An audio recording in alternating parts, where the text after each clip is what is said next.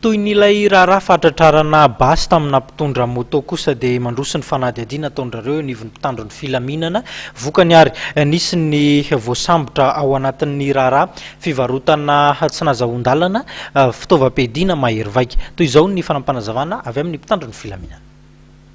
Taorian'ny fahatratrarana basy tsy nahazon-dalana tany amin'ny nampitaingina moto iray vokatry ny asan'ny poste d'avancée Antaniavo nisy voalohan'ny volana melasa teo dia nahitam-bokany ihany koa ny fanadihadiana nataon'ny mpitandron'ny filaminana. Araka ny fanazavana voaray dia nahazo vaovao tamina olatsara sitrapo tokoa ny polisym-pirenena izay nilaza fa eny talata maty ny tompon'ilay basy no mipetraka.